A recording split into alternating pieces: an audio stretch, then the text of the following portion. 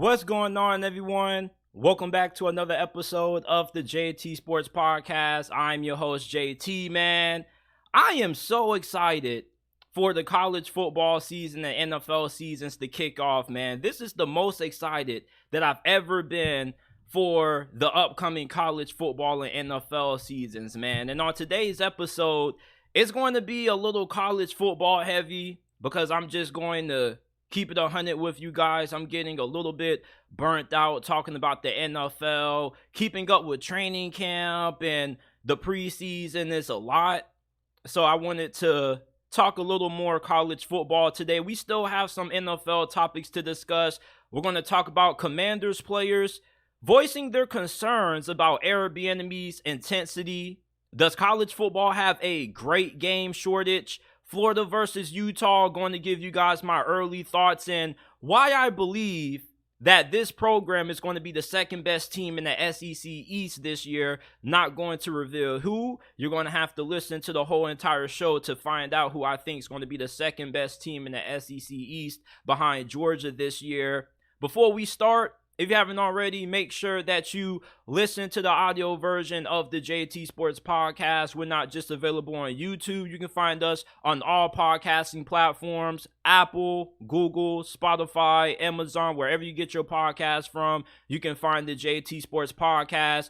Please rate us 5 stars. We're trying to get to 100 5-star reviews on Apple and Spotify before the starts of the NFL and college football season. So go ahead, if you enjoy the podcast and you want to support the channel, rate us 5 stars. All you got to do is go to whichever podcasting service that you use, Apple or Spotify, type in the JT Sports Podcast and it will pop up. Or you can go down to the link down in the description. Scroll down a little bit, and there will be the links to the Apple and Spotify versions of the podcast. And lastly, leave a like, subscribe to the channel. We go live every day, Monday through Friday, around 5 p.m. Eastern Time.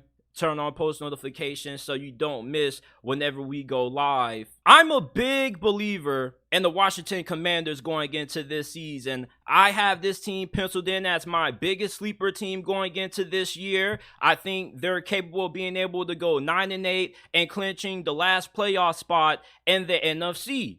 And a large reason why I have so much optimism about the Commanders is because they hired Eric Bieniemy to be their new offensive coordinator. And I was wondering when the national media was going to start paying attention to the Commanders. And surprise, surprise, the Washington Commanders are finally getting talked about. And Eric Bieniemy, his intensity reportedly has some players concerned, according to Ron Rivera. Ron Rivera, in a press conference that he did a couple of days ago, when he was asked about his players being able to adapt to Eric Bieniemy's intensity and have they struggled with it, he said that, yeah, they have. And one of the biggest things is that I had a number of guys come to me and said, hey, just go talk to him. I said, understand what he's trying to get across to you. I think as they go and they talk and they listen to him, it's been enlightening for a lot of these guys. I mean, it's a whole different approach. Again, you're getting a different kind of player from the players back in the past, especially in the light of how things are coming out of the college football. So a lot of these young guys, they do struggle with certain things, and a lot of it is from where they've been. I mean, guys are coming from certain programs are used to it. Guys coming from other programs aren't as much. So us as coaches, I kind of have to assimilate and get a feel for everybody. Eric has had an approach, and it's the way he does things, and it's not going to change because he believes it. Jack Del Rio has his approach. Having been a head coach, I think Jack has a tendency to try to figure guys out a little bit more as opposed to, hey, this is it, this is the way it's going to be, that type of stuff. Eric hasn't had that experience yet. When they came to you, is it just they felt like Eric was riding them too hard? And Ron Rivera said, well, they just were a little concerned. Now, my thoughts on this is that these players, I don't think that they are overly concerned about Eric Bieniemy's coaching style. you guys have to remember that most of these guys in the NFL have been playing football for their whole entire lives, going from pee-wee football, middle school, high school, college, NFL. Eventually, at one point, you get one of those tough coaches. And anybody who ever played football knows about the coaches that get in your face, that like to yell at you a lot. You ever played a game and you was on the defense side of football and you had your head coach screaming at you, move over, 11 or whatever your number was? Sometimes you just have coaches that just do a lot of yelling and that are really intense. And Eric Bieniemy is one of those guys, and that's why I think this was a fantastic hire by Ron Rivera. You see, this franchise has been lacking discipline. And obviously we've seen how the Commanders were in all the years under Dan Snyder when he was the owner.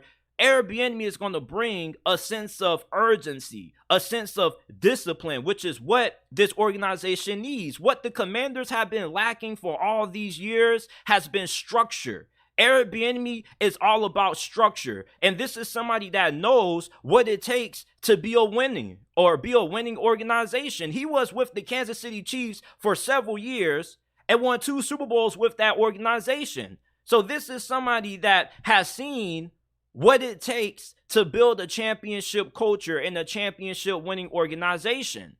And with Ron Rivera, he hasn't really had that kind of success over the last couple of years as a head coach that makes you feel insanely confident that the Commanders are going to have success this year.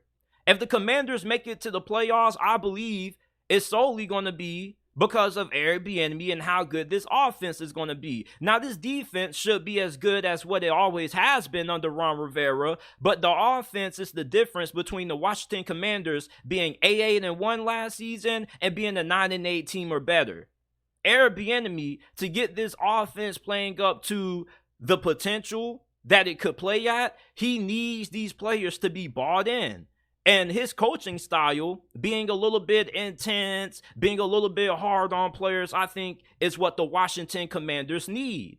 And as long as this offense is having success and this team is winning games, this isn't going to be a problem. You see, Bill Belichick is the same way. There are plenty of other coaches who are the same way. The only time this begins to cause issues in the locker room is when you start to lose. And for the players that are going to Ron Rivera complaining about it, I say toughen up a little bit. And what's weird is that more statements have come out over the last couple of hours about Ron Rivera kind of recanting his statements from the other day when he made those quotes about Eric Bieniemy and players voicing a little bit of concern about how hard he comes at them as coaches or players or whatever. But my thing is that for Ron Rivera, why would you even air that out anyway? I don't really think that's something that the media needed to know.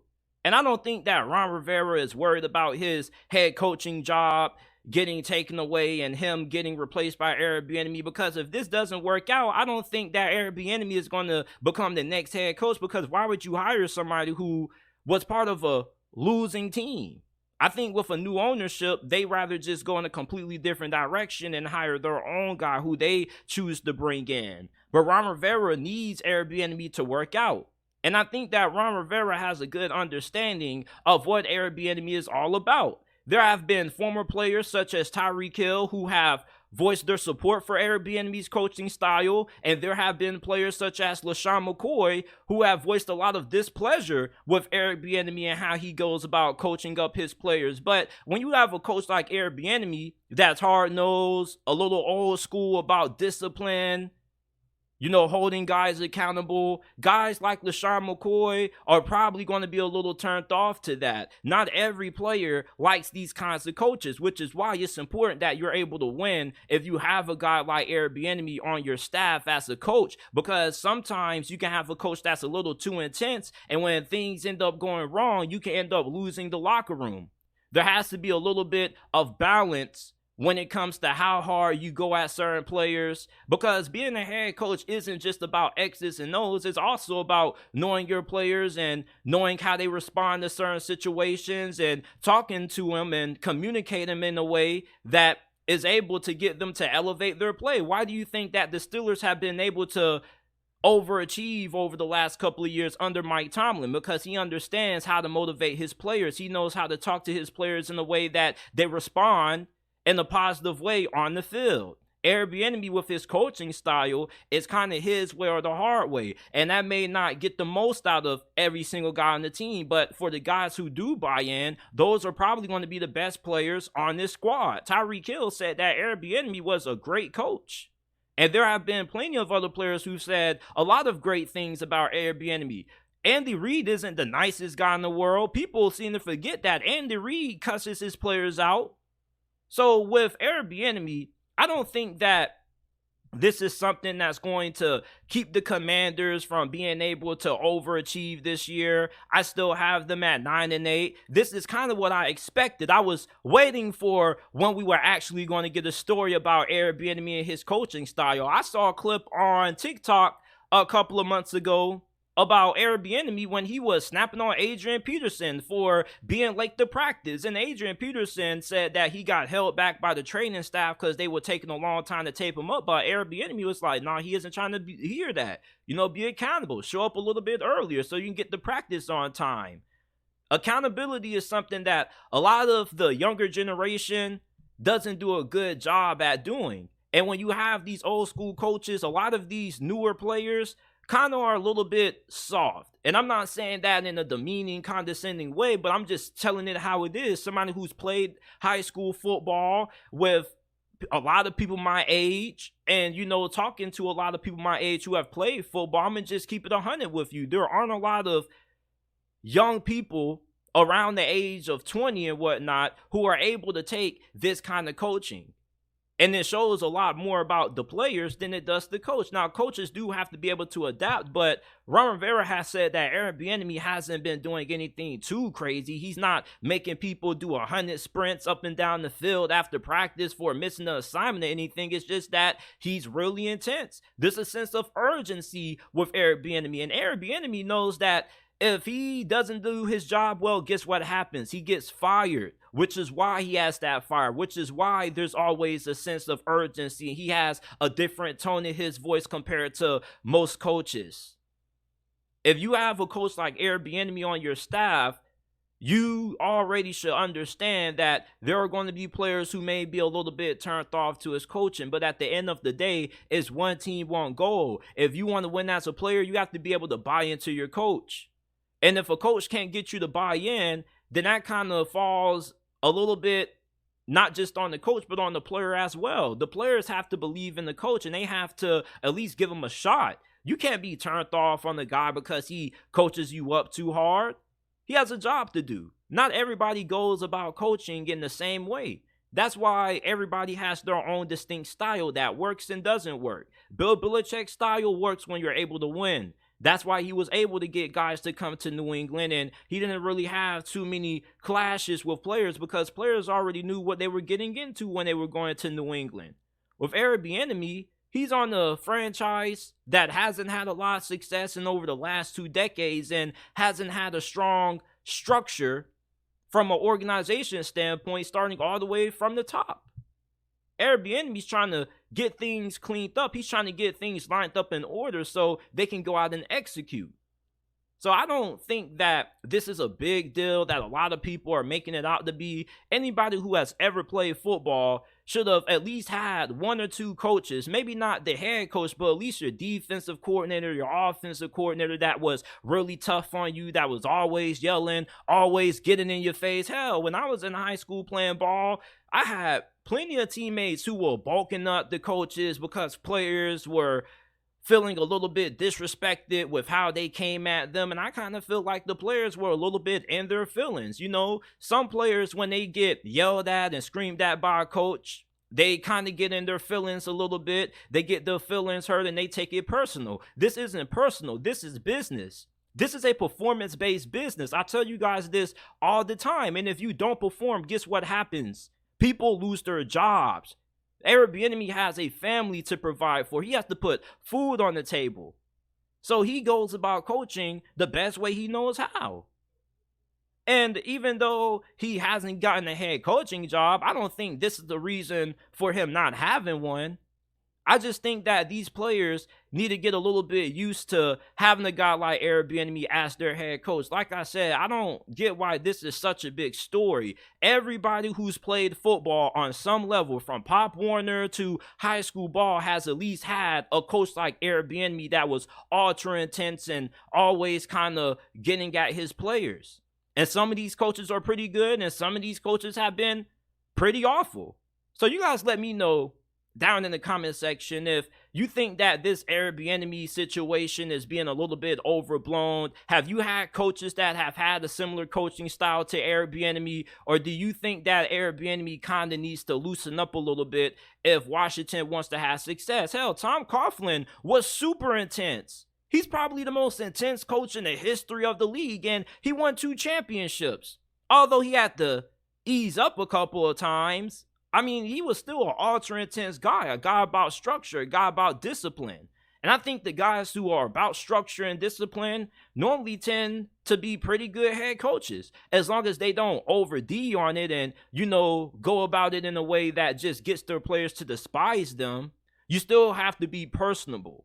It's not all about, yelling at guys just to yell at them. You have to yell at guys for a reason. When you're yelling at guys, you do it to get them to respond. And a lot of these younger age players that are starting to enter the league, they can't take this kind of coaching. They can't handle old school style coaching because they get into their feelings. And those players normally tend not to be that good, because anytime you have a player that gets in his feelings over hard coaching, he's going to get into his feelings when he ends up making the wrong decision on a play or things are going wrong. These are the kind of players that you don't want on your team. So if anything, all the players that have went up to Ron Rivera and complained about Eric Bieniemy, I think he kind of should be looking at them with the people's eyebrow and kind of trying to evaluate where they lie with this team. Now, if it's some of your star players, okay, but even then, it's just some of these younger players, they just can't handle the kinds of coaches that Eric Bieniemy is. Players can't handle being yelled at. They can't handle being overly criticized. This is coming from somebody that's in my 20s and has played with a lot of these newer age football players, man. They just can't handle this kind of coaching. But the ones that do end up being really great. You can't let these kinds of things affect you, man. It's a mental game as well. For coaches getting on you, that should motivate you to play harder, not getting your feelings. There are players that really can't handle Eric Bieniemy kind of coach because they just don't have it. And some players, they can handle these kinds of coaches. But for an organization like the Washington Commanders, you need an Eric Bieniemy. You need an authority figure. You need somebody who's going to come in and lay down the law. Say, no, this is how we're going to do things, and I want it done my way, and have a certain tone about it. Eric Bieniemy is a tone setter. So I'm not overly concerned about this. I think the Washington Commanders are still going to be a playoff team. A lot of people are sleeping on Washington, but I'm wide awake on them, and I hope that you guys start catching on. And I'm glad that Eric Bieniemy is finally being talked about. There are people who don't even know that Eric Bieniemy is the offensive coordinator for the Commanders. So that just tells you everything that you need to know about how people evaluate teams. They just evaluate teams based on what they have on the depth chart and talent, but coaching also matters as well. I was listening to Colin Cowherd the other day, and he said that conference realignment is good for the sport because there has been a shortage of great games in college football over the last couple of years. And with these new super conferences that are starting to form in the Big Ten and the SEC, that's going to lead to more great games being played. And I think that is a pretty solid point. I do get tired of seeing schools like Alabama playing against Kennesaw State and paying FCS teams to blow them out. But I don't think that college football has an overall shortage of great games or marquee matchups. I think there are a lot of great games that have been played over the last couple of years, but nobody really talks about them unless they are games that have a big impact on the college football playoff picture. Last year, Washington and Oregon State played at one of the best games of the college football season, and nobody really talked about it. It was a very phenomenal game. Everybody only paid attention to the games that had playoff impact. And that's the problem with college football right now. I don't think college football has a shortage of great games. Colin Cowherd in that segment, he said that the only games that have him the most intrigued is Colorado, TCU, and LSU versus FSU, but there are other great week 1 matchups like Florida versus Utah. That game has very big implications. Florida is a team that nobody expects to be that good this year, so if they could go on the road and pull off a big upset win against Utah, do you know how much momentum they would have to start the season? That would be a season-altering win if Florida was able to pull off that victory early in the season. What about Duke and Clemson? Nobody's talking about Duke and Clemson because nobody views Duke as a legitimate playoff contender. And even though Duke isn't one of those teams that probably is going to be in the playoff conversation, they're a team that's going to be really good this year. They had a new head coach last year and they won 9 games with them. And they very well could pull off the upset about Clemson. What about Nebraska, Minnesota? Matt Rule making his Nebraska debut. UNC versus South Carolina. You got 2 Carolina programs facing off week 1 in a rivalry matchup. Drake May versus Spencer Rattler. I mean, come on. You mean to tell me that these aren't games that don't really have a lot of excitement? And here's the thing. Let's say college football had about 10 great games or 10 big games every single weekend, right? How would you be able to watch them all when most of the times you'll have several great games or big games on at the same time? You look on ESPN at 3:30 p.m. and there's the SEC Game of the Week on ESPN and also the SEC Game of the Week on CBS. You know, like, college football doesn't do a great job at spacing out their big games. You can't have several big games in the same window because you're going to split your audience. I can't watch 4 games at one time. Well, you can if you got the ESPN app and you use a little split screen thing, but still, most people like to watch 1 game at a time. Somebody like me who pays attention to 5 games at one time, it kind of makes it hard to keep up with everything, take everything in. The coverage of the college football playoffs has been the biggest reason why a lot of games that used to be viewed as big in the past have started to lose their meaning. Rivalry games have kind of lost their luster. I don't feel like the Iron Bowl hits the same anymore like it used to be. The Iron Bowl has been a classic the last couple of years, and what's made the Iron Bowl so appealing is that even though Alabama is always so dominant, you wonder if Auburn is going to be able to hang in like how they did a couple of years ago when they took Alabama to 4 overtime periods on a down year. You know, there are plenty of great games that get played in college football every single week. You just can't look at the Georgias and Alabamas of the world and say there's not a lot of great games because those teams are playing FBS opponents. Find teams that are playing against great competition then. There's always great games. You see, a great game isn't always defined by who's the most highest ranked or who has the best storylines. People are intrigued with TCU Colorado because of Deion Sanders being there. But let's face it, if Deion Sanders wasn't at Colorado, why would that game have any national intrigue? Honestly, you're kind of watching that game because of Coach Prime. I wouldn't really include that on my list of great games to watch for week 1 of the college football season, man, because Colorado, this is a program that only won 1 game last year. TCU is coming off a college football playoff berth. So therefore, I wouldn't consider that a great game. And the last time I checked the odds, TCU was favored to beat Colorado by at least 19 points. And I'm not saying that's going to happen, but I'm just saying you could look at that game and say that's not a great game. But you have intrigue in that because of Deion Sanders, because of the storylines. And you could make any college football game a potential great game by just looking at the storylines. And you just can't decide if a game is going to be great or not by just looking at the teams who are going to be playing in it, because you have a team that's really good end up in a close game against a team that isn't also great. Georgia was in some dogfights last season with Missouri and Kent State.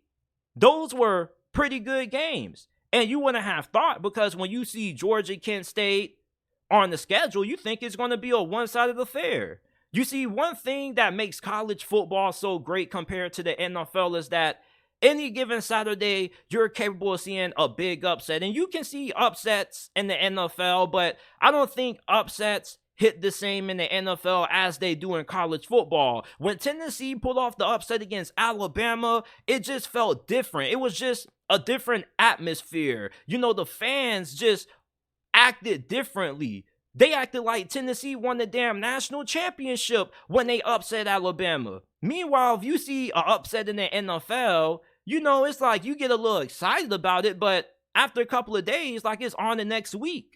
People are still talking about Tennessee's upset over Alabama to this day. And, somebody in the comment section said that they need a red zone type channel for college football where they show you every game red zone play. They do.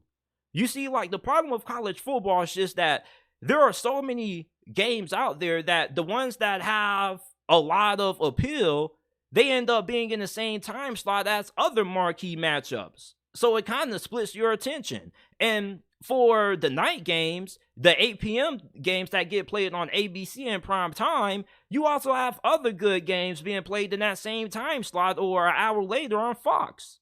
So college football has to do a better job at, marketing and emphasizing their marquee matchups. Don't have a lot of great teams playing big games at the same time. Try to space them out a little bit so you don't split your audience and everybody can just key in on one game. Like, the one reason why I love watching Ohio State and Michigan play so much is because they play early in the day at 12 o'clock and no other big time rivalry games were getting played at that time.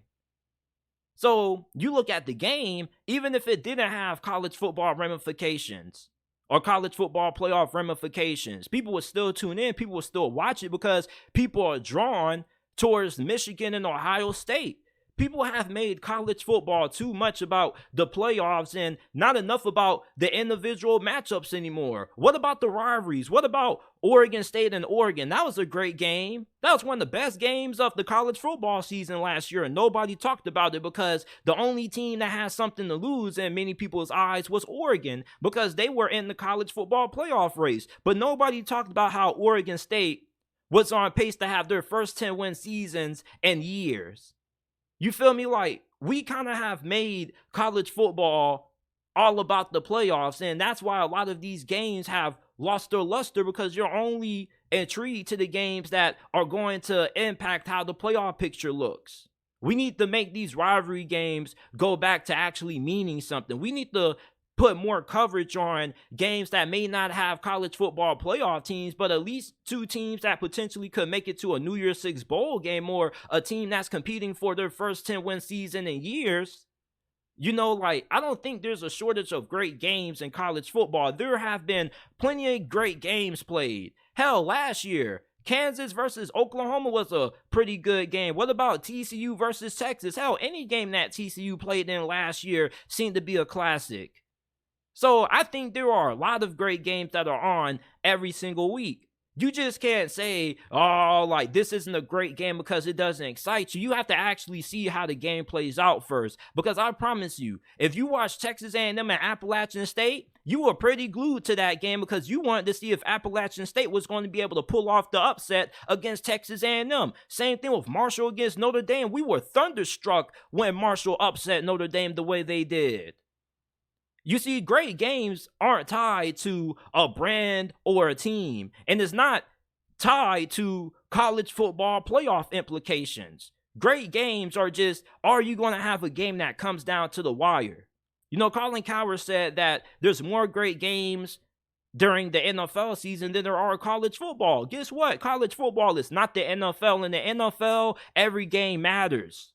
Because there's so many teams in the playoff, and teams are trying to win their divisions or trying to position themselves with a good enough record that they are good enough to get into the playoffs without having to win their division.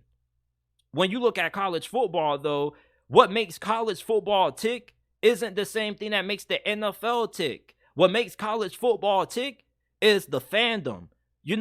Certain games may not mean a lot to you, But to the fan base, it means everything. The Civil War between Oregon State and Oregon may not mean a lot to somebody from the East Coast, but it means a lot to those two fan bases and the alumni of their schools. You can't judge how great a game is going to be by looking at it on the schedule and then just assuming that it isn't going to mean anything. The same people who say that college football has a great game shortage are the same people who make it all about the college football playoffs and then have the nerve to go on Twitter and say how these bowl games are meaningless. No, these bowl games ain't meaningless, fam. These bowl games are meaningless to you. I love bowl season. I love the fact that during the middle of December, I can turn my TV on and see a bowl game being played at 6 p.m. in the middle of Thursday or in the middle of the week on Wednesday. I love bowl season. I love watching the Dollar General Bowl, the Duke Mayo Bowl, the Sun Bowl, the Tony the Tiger Stripes Bowl. You feel me? I'm just a fan of college football. And if you're a fan of college football, you're just somebody who just enjoys watching the games overall, not just watching the teams that always have playoff implications on the line, because that's not what this sport has been about. What has made college football so popular has been the pageantry, the fan base, the intensity, the feeling that you get when your favorite team pulls off an upset. And we've lost that luster. It doesn't hit the same anymore. I remember when Boise State was able to upset Georgia and Virginia Tech early in the season. That's what makes college football special. The upsets, the different kinds of fan bases. It's not always about the college football playoffs. It's not the end-all, be-all. And that's why people like Colin Cowherd come on and say there's a shortage of great games, because they only pay attention to the games that either have a mega big storyline like Deion Sanders or have two teams competing for the college football playoffs. The two games that Colin Cowherd said interest him the most were TCU, Colorado, and LSU, FSU. And ironically, they just fit both of the narratives that I described. People watch college football games on a national level who only make it about the college football playoffs, only care about games that have mega big storylines, a coach on the hot seat, or a big name coach like Deion Sanders. How are they going to fare? Or a team that has college football implications on the line, or both teams have college football playoff hopes on the line, such as FSU and LSU. There are other great games that are going to be played week one that are going to have the potential to be really good. Utah, Florida could be a classic. Duke, Clemson could be a classic. UNC, South Carolina could be a classic. These all have the capability of being able to be great games. Just because Alabama and a lot of big name schools play some jabronis on a couple of occasions, or Michigan's case nearly every single week, doesn't mean that college football has a big game shortage. Even with you expanding the conferences and adding more teams to the Big Ten, there are still going to be matchups that nobody cares about. Let's just be honest. Nobody gives a damn about watching Purdue and Northwestern. Nobody's going to watch Purdue versus Nebraska as much as they're going to watch Michigan versus Ohio State. Same thing anytime Vanderbilt plays anybody. Nobody's tuning in for a game featuring Vanderbilt. That happens with any conference. Regardless how many teams you add to said conference, there are always going to be some games that are going to be washes. Because not every team in every conference is going to be good. There are just going to be some schools who are going to be the bottom of the barrel. And that's just what it is. You're just going to have some games that just don't have great teams. That doesn't mean there's a great game shortage in college football. I mean, you look at these SEC schools, yeah, they do schedule jabronis and it does upset you.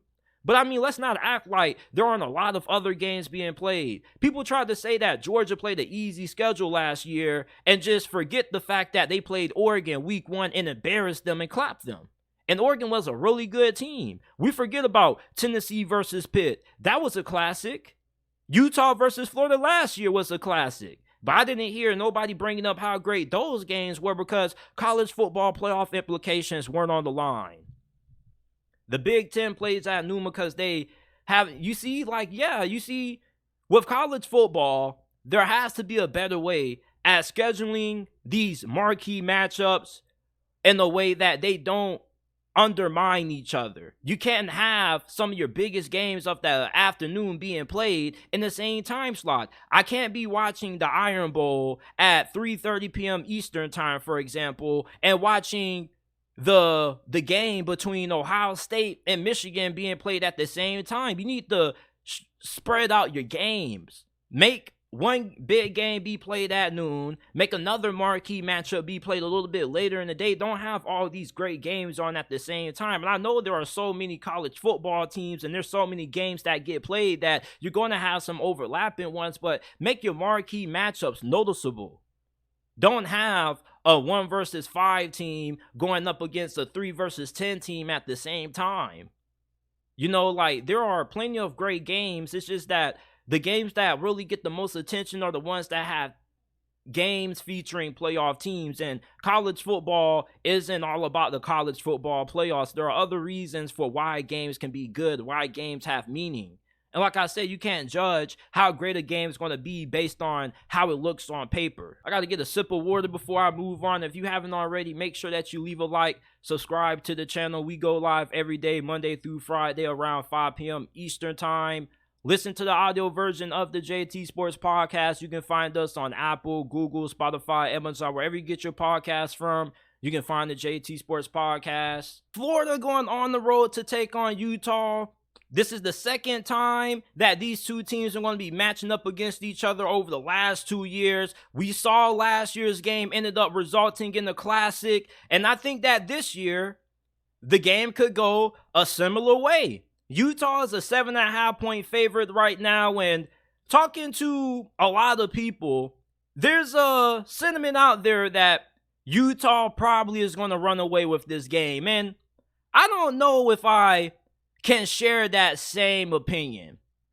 I do get that there is a lot of skepticism about Graham Mertz being the starting quarterback for Florida this year, but one thing that you got to understand about Florida is that they're not going to overly rely on Graham Mertz to win games. As a matter of fact, the key to Florida having a successful season is going to be how good they're going to be able to run the football in this matchup. And Utah is a team that's very physical, very good running the football. They got a very good offensive line, and they're very good against the run themselves. And they also have a really good defensive line. And for Florida, your offensive line is a little bit of a question. Not a huge concern, but you do have a couple of guys that you're going to have to replace. I think you did a very good job at filling the holes that you had on the offensive line via the transfer portal. You got some guys who are going to be able to step up for you.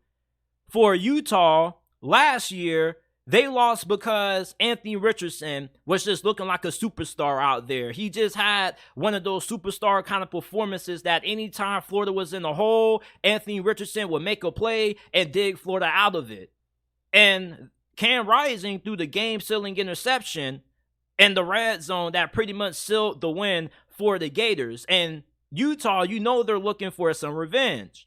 And I want to see how Utah's home crowd is going to affect Florida, because last year, Florida's home crowd was a big impact or had a big factor in how last year's matchup went. I mean, Utah had a pretty difficult time getting the play calls in. There were a couple of pre-snap penalties. So I wonder if the Utah crowd is going to have the same effect on Florida the same way Florida's home crowd had on the Utes last year. Now, you look at how talented both of the running back positions are for Florida and Utah. Florida has one of the best running back duos, not just in the SEC, but in the whole entire country, with Trevor Etienne, the younger brother of Travis Etienne, and Montrell Johnson. Trevor Etienne was one of the best true freshman running backs in college football last year. You look at Montrell Johnson, he followed Billy Napier from Louisiana. They have a really good running back tandem. Utah, they got a three-headed attack at running back. You got Jaquindon Jackson, Michael Bernard, and Jalen Glover, who I'm really excited to see play this year. So both of these teams have really good stables of running backs. And they're going to be really good when it comes to having a good time running the football this season. But who's going to have the better run defense? Now, Utah, you probably have a little bit more confidence that they're going to perform better against the run this year compared to Florida because their defensive line is a little bit more proven. And plus, Florida's going to have a new defensive coordinator in Austin Armstrong. But Florida's defensive line is really good. Not only do they have a lot of talent, but they have a lot of depth at that position. They probably are 7 to 8 deep on their defensive line. That's probably their strongest, deepest part of their defense. And they're going to be able to rotate in a lot of guys, keep guys fresh. And I think that Florida matches up very well against Utah against the run this year. I do know that Florida's run defense was 95th in America last year, but that's last year. Florida has a new defensive coordinator. Austin Armstrong is one of the youngest defensive coordinators in the Power 5 for a reason. His defense at Southern Miss was absolutely outstanding. And bringing this to Florida, the problem with Florida is that they didn't lack talent on defense. They just didn't have the proper head coach who's been able to get the most out of this defense. And it was the same problem when they had Dan Mullen as their head coach previously, with Todd Grantham serving as their defensive coordinator. So Austin Armstrong should be able to get Florida's defense playing at a way higher level. And if this defense ends up improving and we see that improvement on the defensive side of the football from Austin Armstrong in this game, it's going to keep this thing close and it's going to keep it tight. And for everybody that is concerned about how Florida's passing game is going to be against Utah's defense, we need to pay a little bit of attention to Utah's passing game against Florida's defense. They do have Cam Rising, one of the best quarterbacks in the Pac-12, one of the more better quarterbacks overall in all of college football. But his weapons that he's going to be throwing to this year is really shaky. Your best receiver is Devin Leary, and Utah fans aren't really the highest on him. And this isn't coming from me. This is coming from Utah Utes fans themselves, who said that Leary is an okay receiver, but he's not a true number one. Now, you do have Brent Keithy coming back fully healthy, and he was one of the better tight ends in all of college football. And if you remember Dalton Kincaid, you probably should remember Brent Keithy because he was just as good as what Dalton Kincaid was. It's just that Dalton Kincaid was a more traditional tight end. He had the more prototypical size that you expect from somebody playing that position. Meanwhile, Brent Keithy, he's more of a slot receiver playing the tight end position.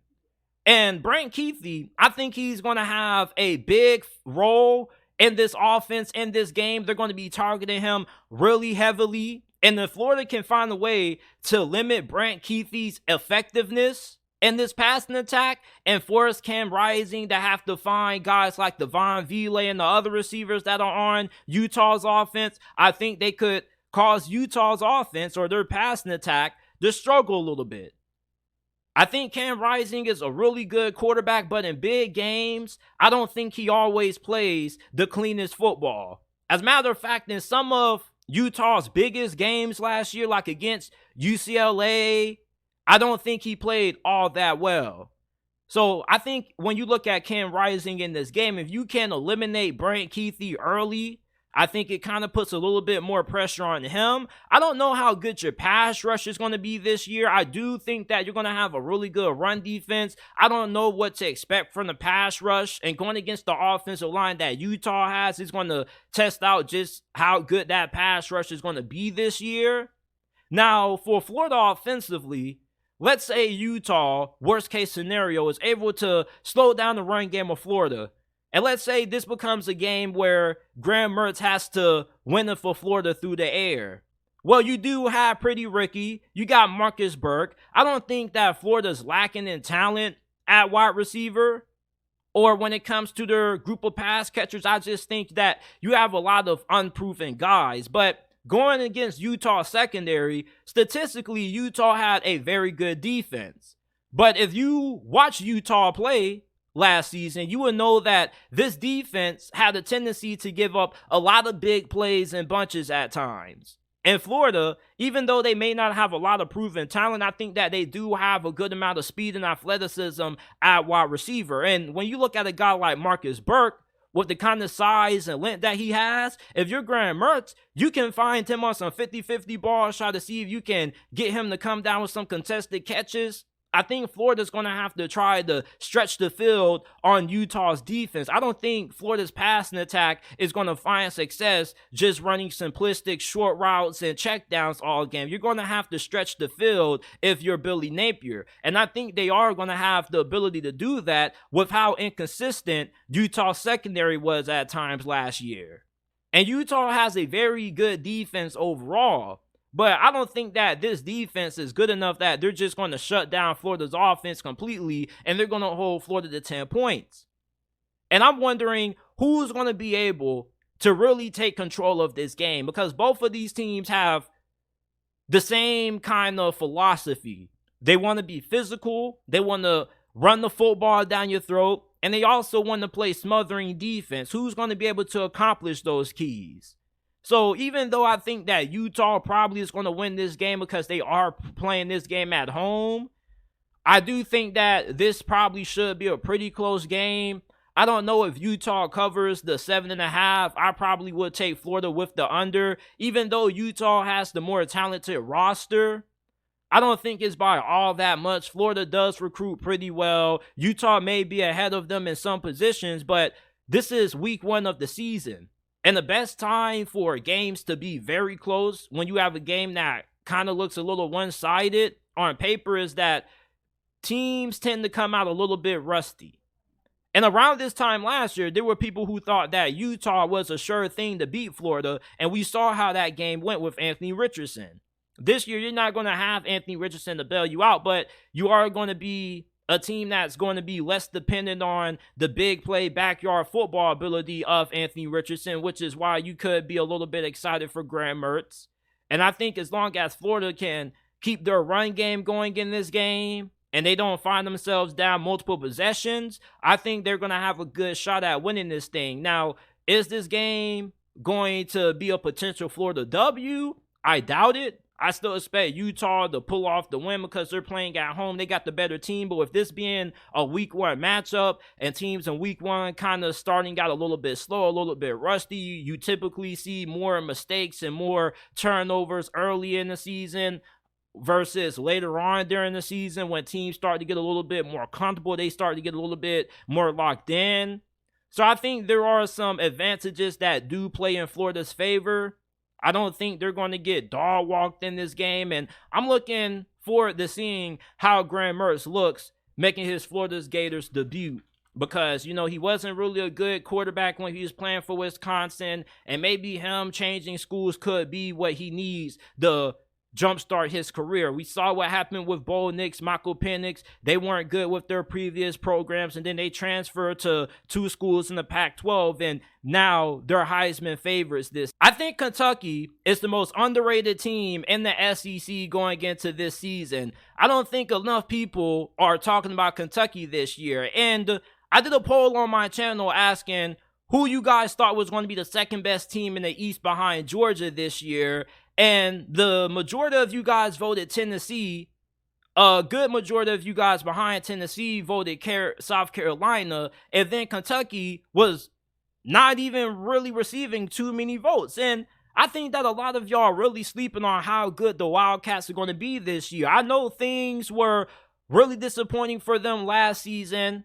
Remember, going into 2022, they were coming off a 10-3 season in 2021. But they lost their offensive coordinator, Liam Cohen, who went to the Rams for a season. He's back, and Will Levis regressed. And Will Levis, now that he's gone, you're going to have Devin Leary replacing him. And Devin Leary is a huge upgrade over Will Levis. Not only is he a better decision maker than Will Levis, but he also is just a better overall quarterback than what Will Levis was. Prior to last season, Devin Leary had one of the best touchdown interception ratios in all of college football, and he was probably the best quarterback in the ACC when he was playing for NC State. He's going to Kentucky, a team that has a really talented offense.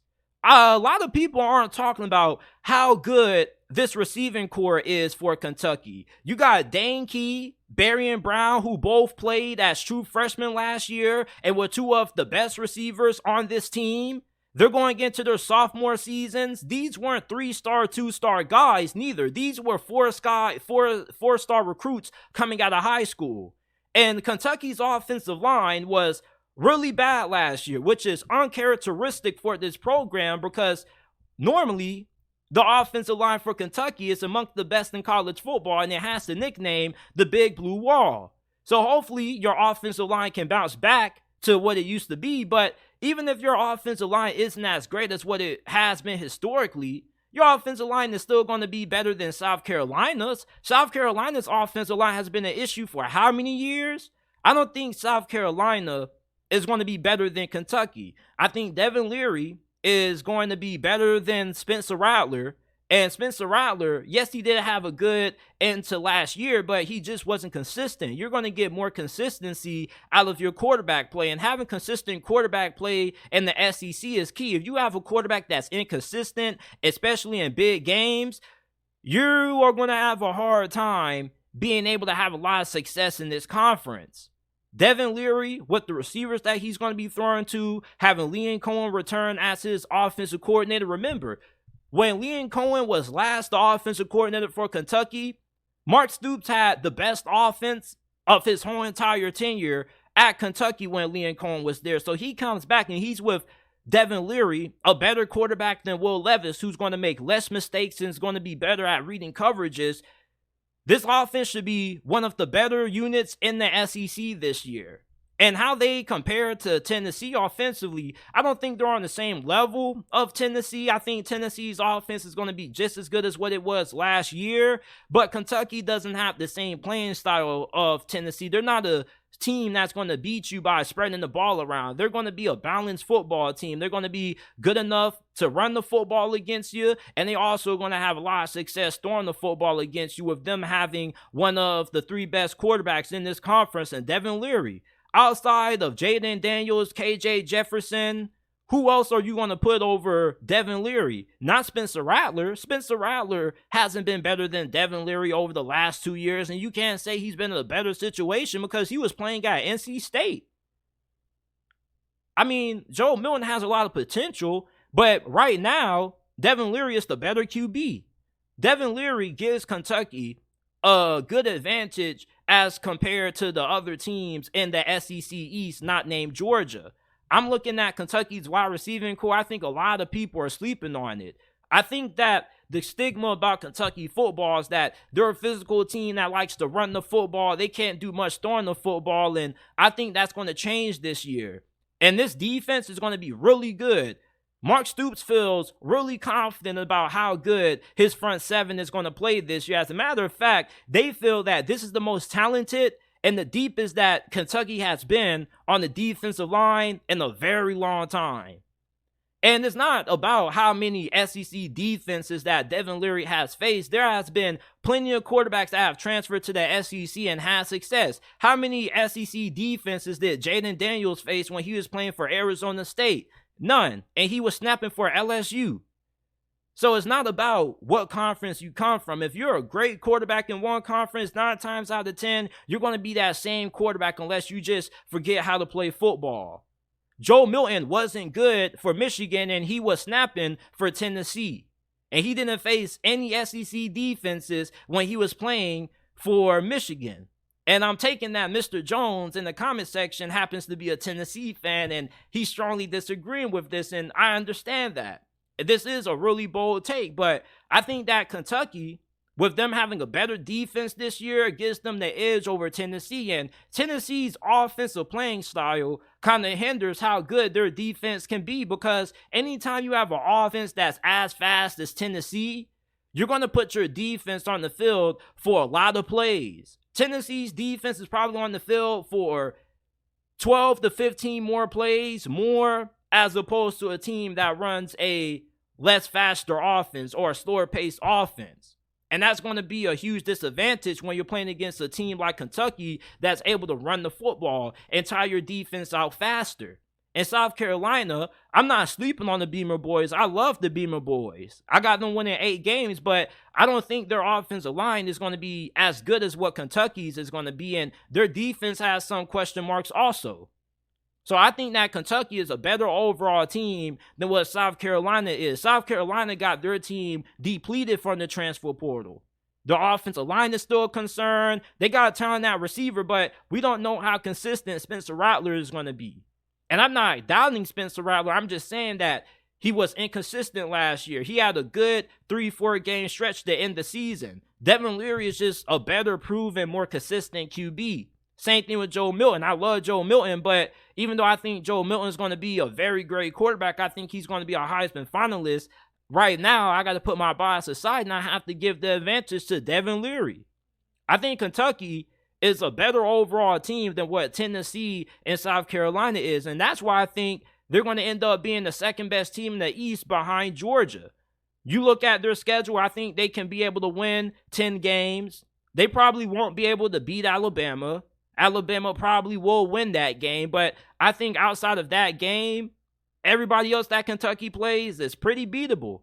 Even Georgia. You look at the teams that have given Georgia some of their toughest games over the last couple of years in the East, it's been Kentucky. Even though Kentucky isn't a team that is normally great offensively, their defense is really good, and this is one of those teams that they're very physical. And I think this year they could give Georgia a little bit of a challenge this year now that they have a better quarterback, and if their offensive line improves, I think that Kentucky-Georgia game could be interesting, and Kentucky has the possibility of going into that game against Georgia, possibly undefeated, and maybe being a top 10, top 15 team heading in. So I think that a lot of people are overlooking Kentucky. They're going to have a great defense. They already have a really good defensive line with a lot of talent, a lot of depth, guys who are good against the run, guys who are good against the pass, and plenty of those guys on that defensive line are like 5 4-star guys. Their offense has a really good group of wide receivers. Dane Key and Barrion Brown probably are going to be the best wide receiving duo in the conference by the end of this year. That's a bold prediction, and I'm willing to bet money on it. And you know that Kentucky normally gets pretty good production out of the running back position. The thing that has held back Kentucky has been quarterback play. Will Levis wasn't bad, but I don't think he was great. And that's why he got drafted in the second round as opposed to being a top 10 pick like many people projected him to be. I was never a big fan of Will Levis. He doesn't take care of the football, especially in big moments. I still remember that loss against Ole Miss like it was nothing. I remember when Will Levis had the ball with an opportunity to win that game, and I was just telling my roommate who I was watching the game with, I was like, watch him fold, watch him sell this game, and a couple of plays later, he ends up fumbling the football, Ole Miss recovers, and they win the game eventually. I think Devin Leary is the best quarterback that Kentucky has had in a very long time.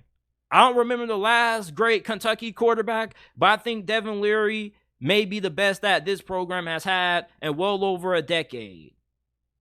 The last time Kentucky won 10 games, or they had a lot of success when they had Benny Snell, they had Terry Wilson as their starting quarterback, I believe. And he wasn't really all that great. So when you got Devin Leary, probably the best passer at the quarterback position that Kentucky has had with what they have at wide receiver, this is a very dangerous team.